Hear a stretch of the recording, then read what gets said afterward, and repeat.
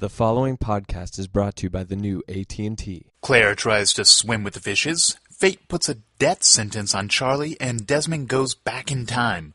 Or does he? We'll have commentary on all that and more coming up in today's official Lost podcast, hosted by ABC.com.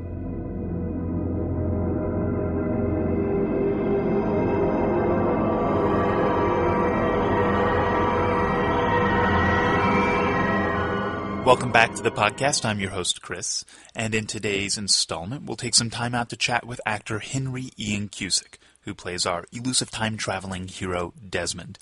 And later in the podcast, executive producers Damon Lindelof and Carlton Cuse will flash back to the episode Flashes Before Your Eyes. They'll also share their own premonitions about next week's episode, Stranger in a Strange Land. That airs on Wednesday, February 21st, from 10 to 11 p.m. only on ABC, and the next day at abc.com.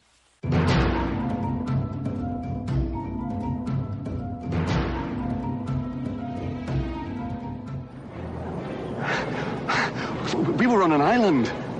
We are on an island, mate. This is England. No, it was real, man. I remember. Hey, all right. This is why we don't do drugs. No, I remember this all happened before. Today, this happened today. I remember that you said I wasn't worthy, and then I came down and I took up my tie and then I lost my tie, and Penny said, "Where was it?" And then it started to rain and. Born in Peru, raised in Trinidad, and now living in England. We're not talking about the history of Desmond, but rather the world-traveling Henry Ian Cusick, his real-life counterpart. Ian, as he prefers to be called, has had a long history of working in both theater and television. One of his recent roles was on last season's 24 as the German agent Theo Stoller, though, with the way Lost works, perhaps it was really Desmond in disguise. As we discover, though, joining Lost for him wasn't that big a deal. My life changed completely. I've now live in Hawaii with my family, and my life is all about being outdoors and on the beach and swimming, and completely different from England. When you first joined Lost, I mean, when we introduced your character at the beginning of season 2, did you have any inkling that your character would be a series regular and would be as big as he is now? No, not at all. I was a 3-episode arc, and that was it. That's all I knew. But when I arrived in Hawaii, I just thought what a great job this would be, and I kind of, as it went on, I thought, hang on, this character's not being killed off. Maybe he could come back, and then there was talk of him coming back, and then that sort of went flat for a while. And then when I did find out I was coming back in December of 2005, it was like, it was fantastic. And but at the beginning, you have no idea. You could only hope or wish, dream, and maybe I dreamt hard enough and made it happen. I don't know. I'm delighted. I really love the character of Desmond, just the fact that he keeps on going. He's quite heroic in that way. He just, head down, and he's walking up the hill step by step. He's taking all his knocks, but he keeps on going. And, it's nice to play a heroic character like that, without being, traditionally, the hero. He's quietly heroic, I think. Thanks for the drink, pal. Hey, I don't know what you're doing. You best tell us. Oi! You think because you turned some key that makes you a hero? No hero, brother. I don't know how you're doing what it is you're doing, but I know a coward when I see one. Yeah! You don't want to know what happened to me when I turned that key! You don't want to know! You don't want to know! Get him off! You don't want to know! When you do your episode, it's full on. You're there every day, and so your turnarounds, you don't get much time off, as opposed to when you're featured, in one of somebody else's episodes. So it was tiring. It was relentless. You're finishing late and starting early, and because of where the character was emotionally and mentally, I think it took its toll a little bit. I don't usually get tired by work, but in that one, I kind of thought, gee, I'm tired today, but I think it kind of creeps up on you, the sort of emotional and psychological places you are. You don't think that it's going to affect you as much as it does, and it did a little bit, I think. It was intense, you know, but that's what you want, you know. You want the intense stuff. You want to, and working with Jack's great. He doesn't, you know, he pushes you to try and go a little bit further than you think you can, and so it was great working with him to have him direct that episode. You drowned trying to save her. I dove in myself, so you never went in. I've tried, brother. I've tried twice to save you, but the universe has a way of course correcting, and I can't stop it forever. I'm sorry. I'm sorry because no matter what I try to do,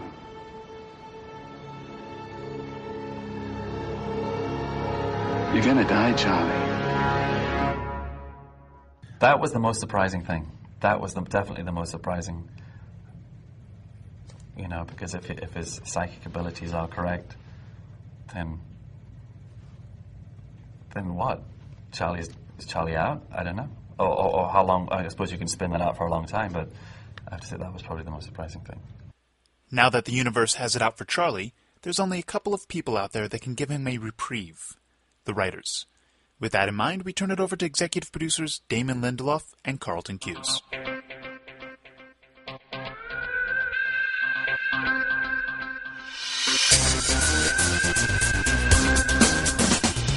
Well, hello, folks. This is Carlton Cuse. Hello, folks. Is that your name? Are we back in 1948? I've got my banjo. Wonderful. That's actually true. Hi, this is Damon Lindelof alongside Carlton Cuse with his banjo. On my knee. I'm going to Alabama. Louisiana. That's Louisiana. This is going well already. Well, here we are. We're here to talk about Flashes Before Your Eyes. This last episode of Lost. Wow. It seems like we wrote it only yesterday, and now it's been on the air, and everyone has seen it. And kind of caused a lot of furor this episode. Like Adolf Hitler, you mean? No. No, I think people were furor. Furor. God. Don't make me play this banjo. People got excited about it. That should be a show on ABC. Don't make me play this banjo. Should be a reality show. I don't know what the premise is precisely, but... Right after Nights of Prosperity. Don't make me play this banjo. That will be your catchphrase.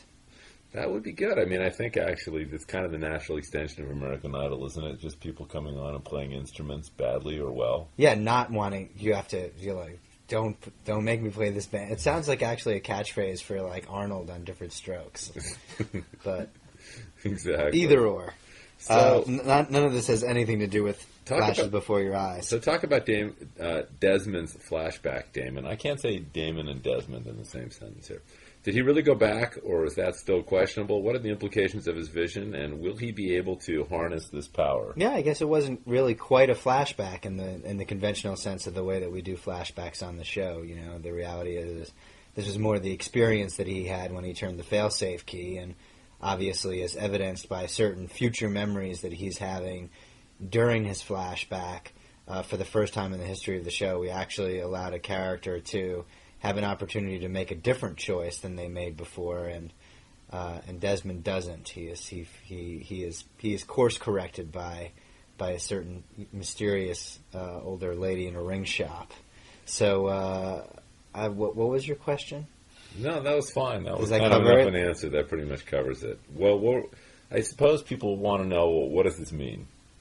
Did it really happen? Yeah. Did it really happen? I think it really happened. I mean, think it did too. You know, one of the things that we try very rarely to do on the show is to play something as only having been imagined or dreamed. And, you know, I would say in the global sense of things that Desmond back in the year 1996 actually had that experience. Now, I would venture to guess that in future flashbacks of Desmond's that they would be treated as traditional flashbacks where he doesn't really have any awareness of his destiny. But in this particular instance, we went outside the box a little.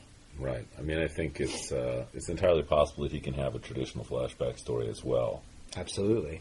But I think what's interesting is there are certain things that happened the way that they used to happen that he changed as a result of being in the past that might sort of resonate over time, you know, like getting hit in the face instead of the bartender, or the fact that the photograph of he and Penny got taken the day that he broke up with her. Maybe in another incarnation there were two photographs, you know. Maybe there was a twofer.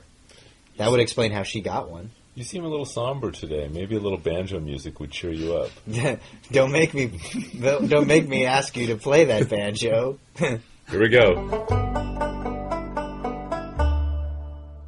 Wow. Wow, Carlton, you're good on that thing. Thank you. Thank you very much. I had no idea. You're like that incredibly disfigured kid in Deliverance. I grew and up. Oddly enough, that has nothing to do with your banjo playing. I grew up with a banjo on my knee. I have little doubt that is true. Should we just jump into some questions? Because people have a lot of questions about this episode, and we might as well. The questions are really the fun part anyway. They are. Nobody really wants to hear us yelling about the show. So let's get to it. All right. So this is from Jill Tarr. She's only posted one time in the last 90 days. And that, wow. And she threw the dartboard. She threw the dart and she hit the bullseye on the first post. Exactly. Well, I thought this was a question that we could actually answer as opposed to just sort of avoiding answering. Okay. And it was a plot. It was under the category of plot contradiction. And maybe she's alone, but maybe other people are confused as well. In a previous episode, when Desmond got out of prison, the guard said he was a disgrace to the Queen's army and, I think, a deserter. Now that Desmond was interviewing with the father of Penelope, he said he had no military experience. I think this is a contradiction. And I like the show and think it's well written. But they are trying to have too many subplots. By they, that means us. Mm-hmm. And it will be hard to tie it all together if the show goes on without conflicts and mistakes being made. Right. So I guess the question is, what's up with that? Was that a contradiction? Well, Jill, it was not a contradiction. And in fact, you know, this story takes place before Desmond joined the military. And our effort to sort of try to show that is, before he breaks up with Penny, there is a short scene as he is walking by a recruiting station and he sees a poster that basically says, you know, something about honor and decency, and that was our version of when he breaks up with Penny, he is going to go join the military, which is a flashback story to come. Right, and in fact, we also were trying to sort of make it be known that, you know, Penny's father's comment about have you any military experience actually might be one of the things that motivates him wanting to join the army. That, you know, that Desmond starts to think that maybe that's something that will sort of make him a man of more substantial character, and, you know, that would be something that other people would value. So, Jill, in this case, it was a setup and not a contradiction. That should be another game show. Setup or contradiction.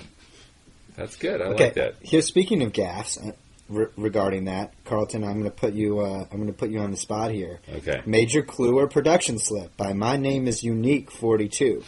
20 posts in the last 90 days. What was that voice? I just think if you're going to go around saying my name is unique, you should move your head around and sort of add a little flavor, as they say. Awesome. When Desmond looks at the Army recruiting poster, it says honor. However, that is the American spelling. The correct English spelling is with a U, i.e. Honour. Is this a major clue that Desmond was not really back in England, or is it a production slip? I think somebody in Hawaii needs an ass whooping. My Name Is Unique 42. You just got someone fired. Congratulations. I hope you're happy. There's an entire family of people who are now miserable. Yeah, exactly. That was a mistake. Our bad. You caught us. And if we had any prizes or gifts to send, we would send one to you, but we don't. But what you don't know is that in London in 1996, there was a shortage of U's. So that might have had something to do with it, although highly doubtful. It was a good try, though. It was. 2 questions, Damon, from Mr. Echo. Oh, wow. Adewale. Adewale checking How in are 6 posts in 90 days. Good to hear 2 questions, both about the Ring Lady. Yes. 1, is this the same actress who played a ghost/maid in the Nicole Kidman movie The Others? The Others. We should check out that movie. Yes, that is... I have trouble pronouncing her first name, but I believe it's Fionnuala. Fionnuala Flanagan is her last name. Yes, that is the same actress, correct. And 2, when said ring sales lady said, if Desmond doesn't go to the island and push the button, It will kill all of us. Does she mean everyone, humanity, or does she just mean people like her? Wow. Everyone is in like older matronly British women. Exactly. Like all the elderly matronly British women of the world were at stake in that story. I think what Mr. Echo is really asking is, does she mean you, Mr. Echo? Yes, everyone, as in the entire populace of this planet and any other to be discovered planets in future seasons. Exactly. And Ottawali, thank you for checking in, and we've got your stick. If you need it. All right, Carlton. What does Rousseau really know? By Nerdy Lost Name. 2 posts in the last 90 days. Hello, Damon and Carlton. I really enjoy your podcast. It's clear that Carlton wears the pants in the relationship. I think it's just clear. Today. I think it's just clear that Carlton wears the pants, period. I was just wondering when the Losties were going to wake up and realize that Rousseau knows a lot more than she's told them. When are they going to press her for answers? And even more tantalizingly, when could we possibly see a Rousseau flashback? Wow. I think that's a very good observation. I mean, Rousseau does know a lot, but they kind of think Rousseau's a nutter, and she hasn't really been giving them too many details. That she hasn't really said anything that's been of enough value for them to really want to press her for more answers. But probably if they did press her, she could tell them some stuff, but maybe it's her weird sort of Croatian accent. Maybe that makes them not want to ask her questions. I think that might have something to do with it. And as for Rousseau's flashbacks, that's very much on the table for year 4. We won't be doing that this year, but I think next year would be a good time to do a Rousseau flashback. We might be seeing Rousseau pop up in someone else's flashback in year 4, though. Indeed, yes. I mean, I think, possible. Yeah, I mean, kind of getting to know a little bit more about Rousseau's 16 years on the island, I think, is something which we would love to. That's a story we'd love to tell as writers. A whole season worth of stories. An entire, yes, exactly. Maybe that's season 4 is all Rousseau. We've always wondered how Montand lost his arm, and I think America deserves to know. God. Montand was also a very famous banjo player before he lost his arm. Really? Wow, that must have been fairly limiting as a banjo player. I hope it wasn't his picking hand. Although, I guess either hand being lost if you lose it. Pretty much. Your banjo playing days are over. Banjo playing is challenging. All right, Damon, here's a question for you. There was that guy in Def Leppard who had one arm, and he is a pretty awesome drummer. That's true, but guitar is a little harder to play with one arm. Really? Why don't you give it a whirl right now? Wow! Hey, that's not bad. That's not bad. Very impressive.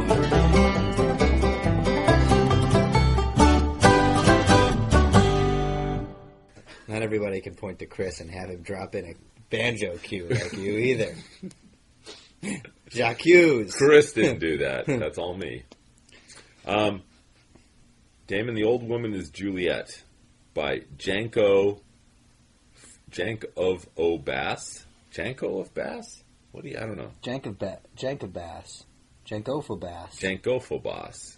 Well, okay. Jankophobas. Maybe you'll write back and explain what that is all about. Remember the last episode when Juliet asked whose organs were in the pictures? She said the woman could be about 70 years old. The man answered that the woman's age was about 30. Then Juliet asked what had happened to the woman. I think that was she looking at her own pictures, but she didn't realize it. She will get old because of time travel. True? False. I love questions like that. They're easy. False. With a capital F. Okay. All right. Well, thank you. You know what? That's been pretty good. We haven't really been dodging a lot of questions today. We've been really answering. Pretty much answering the questions. So I think I've got one last question for you here, Carlton. This is by Danny Loves Lost, 1 post in the last 90 days. Dear Mr. Hughes and Mr. Lindelof, very formal. I have a few questions that I would like to ask you both. Firstly, could you please tell me any of the ideas that you've had that will not be included in the show that were originally supposed to be? For example, was there a character called Phyllis who secretly sold secrets to the Germans during the war? My second is... There's a leak. How long... There's a source leak. They know about Phyllis. Phyllis. God, dang it. How did that get out there? My second is, how long before you write a storyline do you know you're going to do it? For example, when we first see Desmond in the hatch, did you know that he would come back and blow it up, and then would gain powers from it, as we saw in last night's episode. Keep up the brilliant work, Danny Laws, Jarrow, which is where Patrick Stewart is from. I know that means nothing, but hey, there it is, England. We love Patrick Stewart. Okay, We do. Let's just start right there.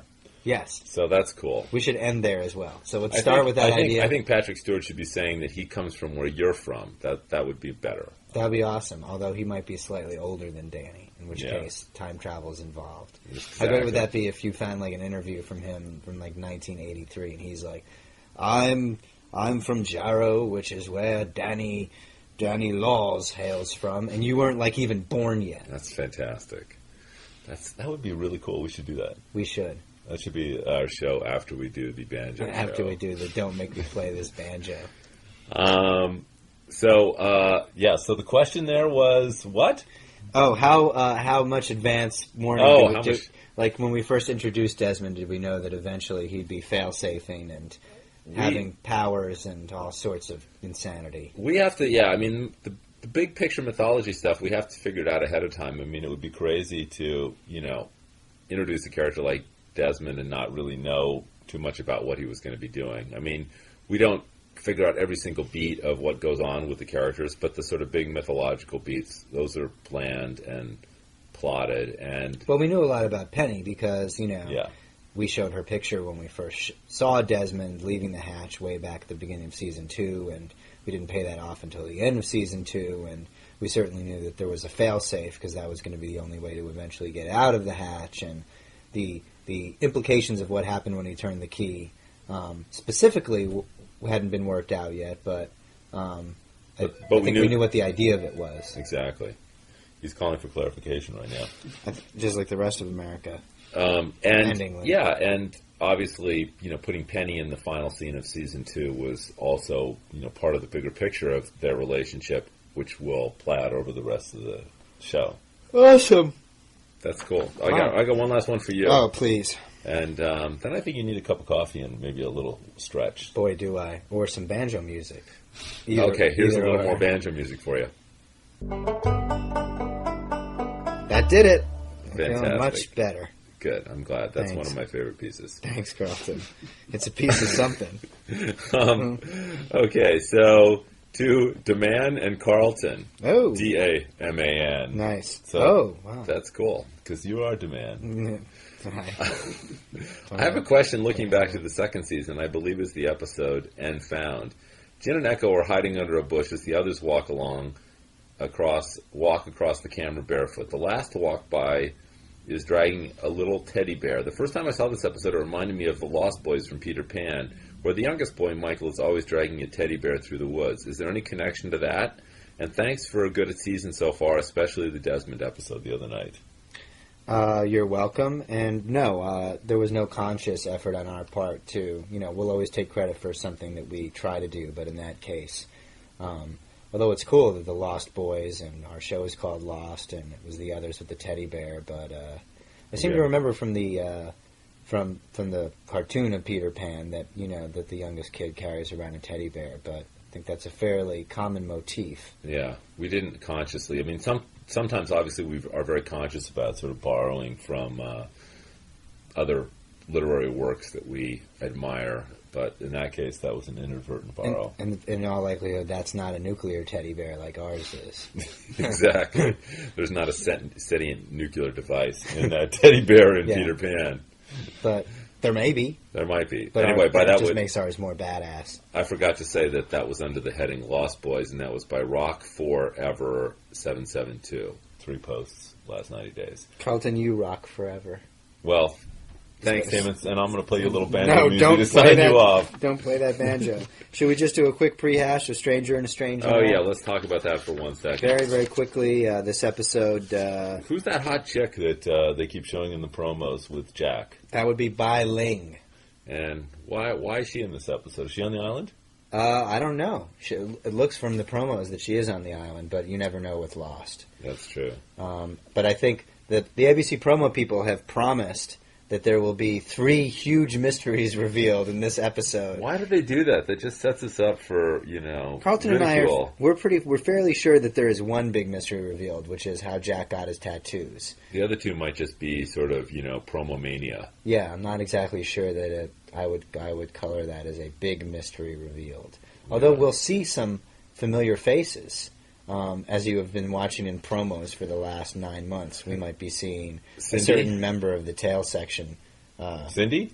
Yes, Cindy. Were you being much coyer than I was? And Cindy, the flight attendant. And speaking of from teddy, Australia, we might be seeing that nuclear teddy bear again as well. That's fantastic. So when will people on Lost know that it's a nuclear teddy bear? When it's too late. The nice thing about having a nuclear teddy bear on the island is it can go off at any time.